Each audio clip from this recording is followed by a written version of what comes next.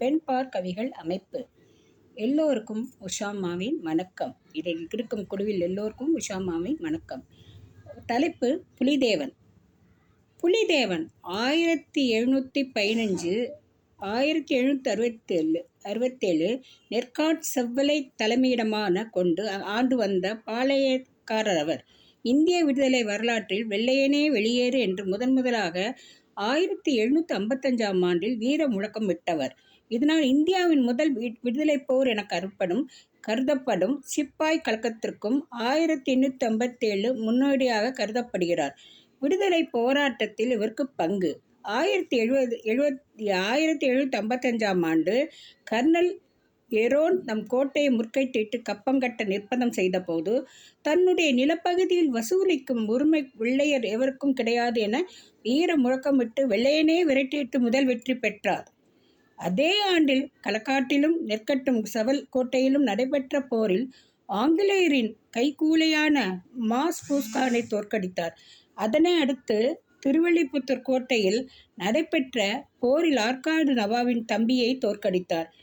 1760 ஆண்டு யூசுப்கான் நெற்கட்டும் செவல் கோட்டையை தாக்கியது போதும் 1766 ஆண்டு கேப்டன் பௌஸ்டன் வாசுதேவ நல்லூர் கோட்டையை தாக்கிய போது வரலாற்றை முறியடித்து வெற்றி கொண்டார். 1767 ஆண்டு ஆங்கிலேயரால் கைது செய்யப்பட்டார்.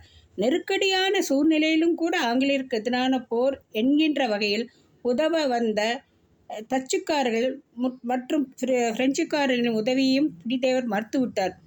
மதுரையில் நாயக்க மன்னரின் ஆட்சியில் 1529 முதல் 1736 வரை இருந்தது. இவர்களில் விஸ்வநாத நாயக்கர் முதல்வர் ஆவார்.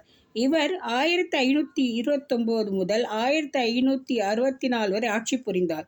இவருடைய ஆட்சி காலத்தில் தான் பாண்டிய நாடு 72 பாளையங்களாக பிரிக்கப்பட்டு ஒவ்வொரு பாளையம் ஒருவரின் கட்டுப்பாட்டில் வைக்கப்பட்டு அவர்களுக்கு அந்த பாளையத்துக்கு உட்பட்ட அதிகாரங்கள் வழங்கப்பட்டன. இத்தனை பாளையங்களில் ஒன்று நெற்காட்டான செவல் பாளையம் ஆகும். புலிதேவரின் பெற்றோர் பெயர் சித்திரபுத்திர தேவரும் சிவஞான நாச்சியாரும் ஆவார். புலிதேவர் 1/9/1715 வருஷம் இவர்களின் முதலாக பிறந்தார். இயற்பெயர் காத்தப்ப புலியதேவர் என்பதாகும். புலிதேவர் என்றும் புலித்தேவர் என்றும் அழைக்கலானார். சிறுவயதிலே வீர உணர்ச்சியும் இறை உணவும் மிகுந்தவராக விளங்கினார். அவர் தன்னுடைய குலதெய்வமான பூலடியூர் கோயில் உள்ளமுடையோரை தினமும் வணங்கி வந்தார்.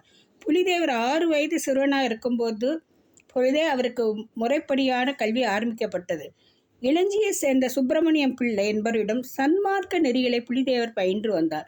மற்ற தமிழ் இலக்கிய நூல்களையும் கற்று தாமே கவிதை எழுதும் அளவுக்கு திறமும் பெற்று விளங்கினார்.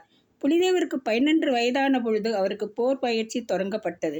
குதிரை ஏற்றம், யானை ஏற்றம், மல்யுத்தம், வாள்வீச்சு, வேலைதல், அன்பு எய்தல், சிலம்பு வரிசைகள், கவன் எறிதல், வல்லம் எறிதல் மற்றும் சுழல்பட்டா சுழற்றல் போன்ற சகலவிதமான வீர விளையாட்டுகளிலும் அவருக்கு பயிற்சி அளிக்கப்பட்டது.